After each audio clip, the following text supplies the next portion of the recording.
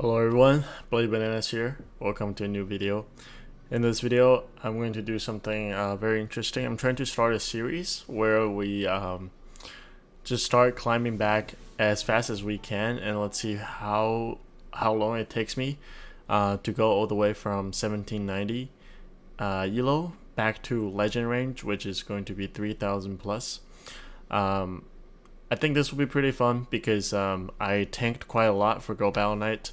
Even for Go Battle Night, I only had 2 hours to play. So what I did is for every single set, I just won a game, and then I top lefted the other 4, and then I ended up finishing all of my sets within 2 hours. So I was able to collect all the dust. But as you guys can see, my elo went down to 1790, and I think that could actually be really good content, you know, if we try to climb back all the way from 1790 back to Legend elo range. And yeah, so I think that's going to be the start of this series. Great League Remix is back. So I did 4 sets on the first day of a Great League Remix, and we went 19-1 with this team. And I think we went back to 2,000 plus elo. And yeah, we'll see how long it takes for us to get back to Legend. So this is kind of the day 1 battles. I did 5 without recording, but next up we have some recorded battles. I'm just gonna make the battles go really fast because these teams are pretty interesting that you guys will go see. So first we're against Jellicent. In this matchup I always stay. It's really good for Dragonite, and you can always try to CMP tie, force my opponent to shield. Here I try to farm down, but I think my opponent has a pretty good IV Jellicent. Usually you could farm it down if they have bad IVs, but I was barely not able to, and my opponent swaps into an Embor, and I go for a Dragon Claw, and I was able to take it out. And here I panic a little bit because I saw the charm animation, so I threw the Dragon Claw, but we got a shield anyways. And I have a really good counter to this in the back with my Ninetales, so I think it's pretty much game over anyways. So yeah, that was like the first game of the second set. Next up, so most of the leads you want to stay in with Dragonite unless they have a Charm user or they have an Ice type user or Steel. But most of the time, your Dragonite can do a lot against most of the leads. Here my opponent goes for double wild charges. I was actually failed the catch. I thought my opponent was going to build up to back-to-back Thunder Punches and then throw, but they end up throwing double wild charges against my Diggersby anyways, so technically I caught the moves. Here they come in with the Tentacruel, which is not a counter to my Diggersby, so I just go for my Earthquakes here. One thing I want to mention is that I did build my Diggersby, like I mentioned earlier. I got a lot of dust from Go Battle Night. It's an XL, fully maxed out, but you don't need a fully XL Diggersby. I think it's still really good even without the XL. But here you can see how Diggersby just kind of swept my opponent's entire line.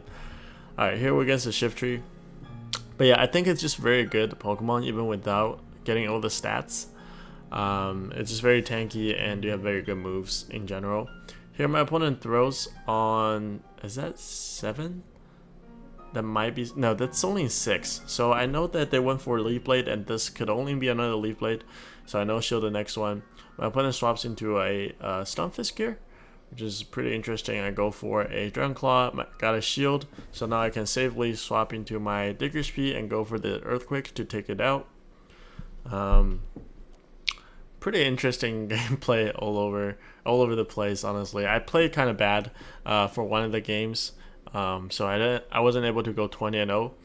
I ended up going 19-1 for my first 4 sets here in Great League Remix. Alright, so here we're against a Obstagoon.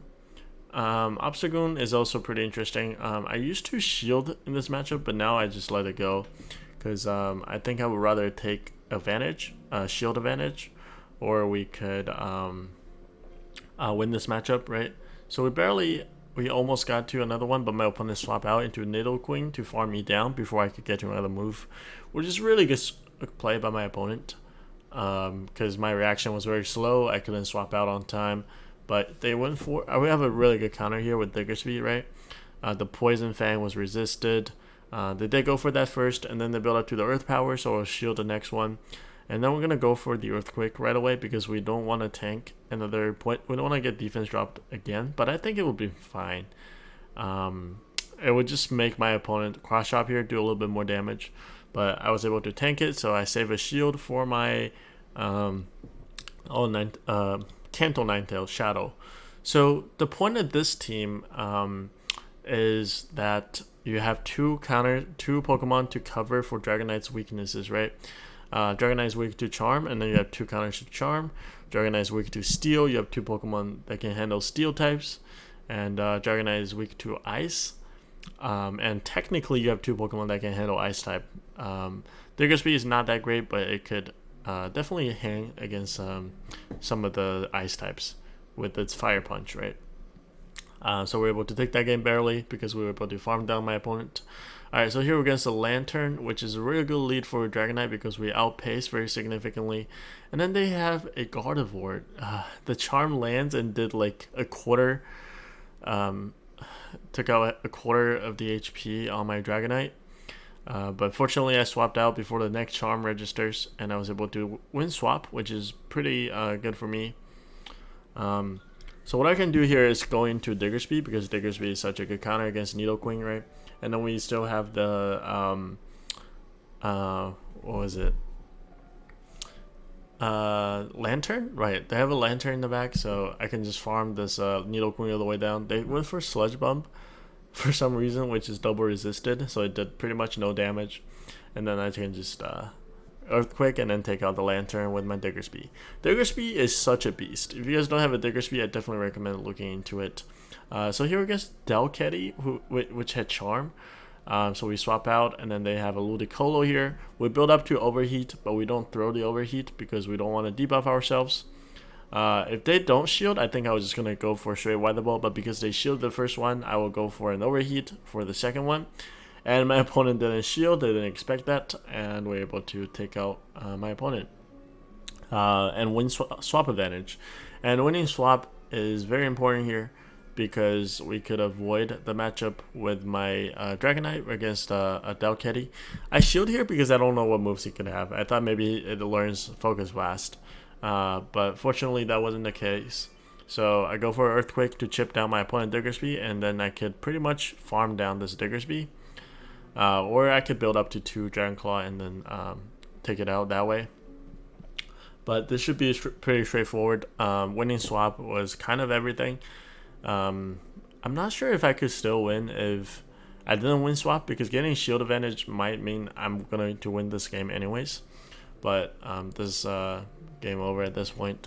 So good game to my opponent. And next up we are against the Stunfisk. This is also not a bad lead for Dragonite. The Galarian one is bad, but the regular Stunfisk is definitely okay. Unova Stunfisk is generally okay for your Dragonite because your Dragon Breath are chipping down, and then you have Dragon Claw, which does a lot of damage. I tried to go for a catch on the Discharge, which will be double resisted on the Diggersby, which is very good for me. And then they have a really hard counter to me with their Dragonite. I think this was a game where I was very confused by my opponent decision later, but if you guys didn't know, Earthquake actually does more damage to a Dragonite, so that's why I went for the Earthquake right there. And then with the Fire Punch you could actually threaten shields, but I forced my opponent to throw energy. They should go for a Hurricane for some reason, and coming my Dragonite, and we simultaneously KO. And then I'm trying to farm down this Stunfisk with my Ninetales. I have to shield one Mud Bomb, and let's see what they could have in the back. It's a Nidoqueen. So this is going to be really dangerous. I have to hope to get to another Weather Ball before they get to another Poison Jab, but my opponent doesn't even shield that one, so that pretty much means this game is over. But I think I was going to outpace to another move anyways, to the third Weather Ball, so I don't think it mattered that much, but I was pretty confused. But yeah, Nidoqueen, you guys definitely want to watch out for Nidoqueens because it is definitely everywhere.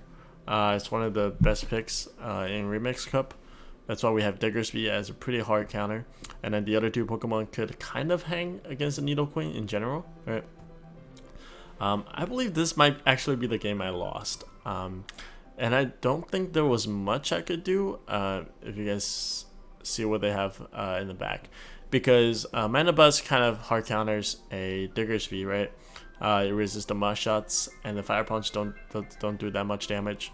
And then Needle Queen also beats Shadow Dragonite in pretty much all shielding scenario, unfortunately. Might win the 0 shields as Dragonite, but most of the time I think you're going to lose that matchup. And then I think you guys are going to see that them winning swap pretty much ensures the game for them. I think this opponent knows how to play for sure. Definitely understands the game. Pretty strong trainer. So here we go for another Fire Punch. My opponent might actually not even shield this. Yeah. Okay, so here I think I'm gonna farm this down, right? Which is what I do, and then we're about to see it's a Diggersby. Diggersby is a pretty good counter to Kanto Ninetales, just two fire types in general, right? And I think my opponent actually didn't even go for, yeah, this is just an Fire Punch, so I let it go. And then they're coming with a Needle Queen. I have to shield even though I know it's a Poison Fang. I should throw right here, but I make a misplay, and I try to CMP tie them so they don't have to shield this anymore.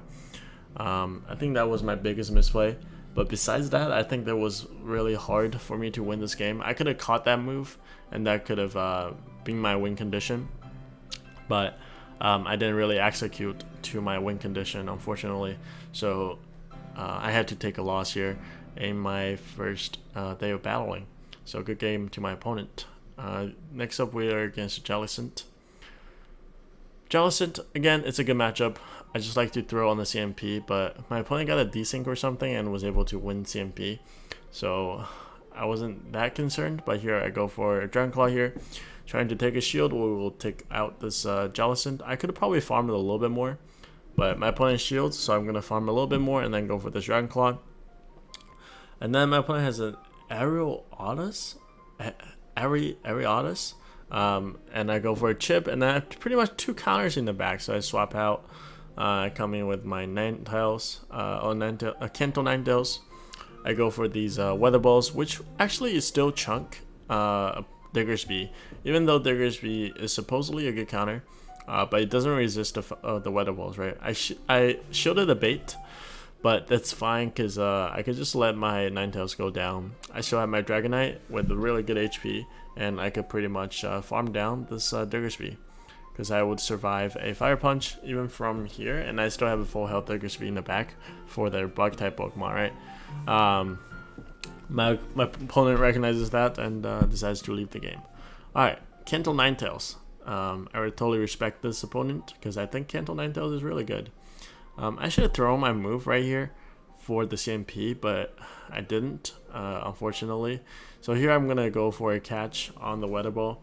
I have tons of energy on the Dragonite, which will definitely come in handy later, right?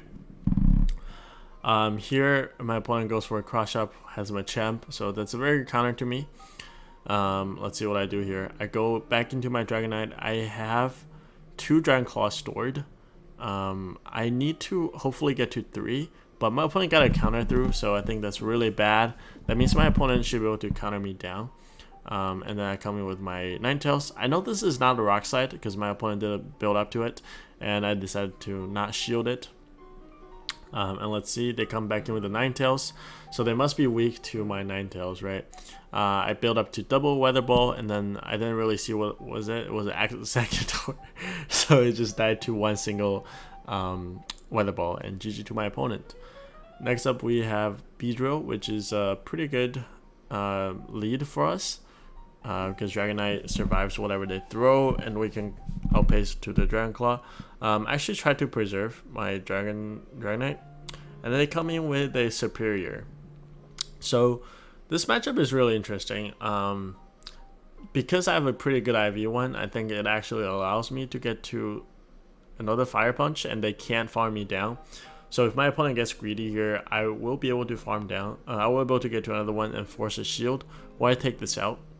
And we ended up taking it out. So they ended up having a Vaporeon in the back.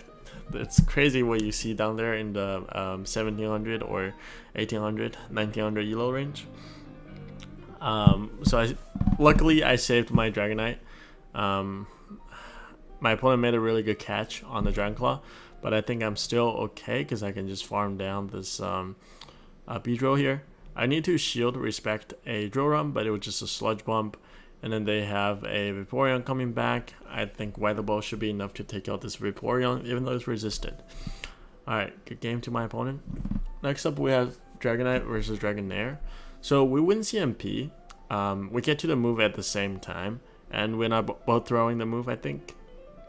And usually when that happens, if they shield, I'll just let my Dragonite go down, because it allows me to get a little bit more farm on my Pokemon in the back. I actually like getting farm with my Ninetales, because that way you could go for an overheat against some Pokemon in the back, and then you can get out of there after you go for the nuke to clear the debuff. And also you get a little bit more farm with Ninetales, so I generally like to get the farm with Ninetales. And then they have a Hypno. I go for overheat, they no shield, and that's really beautiful.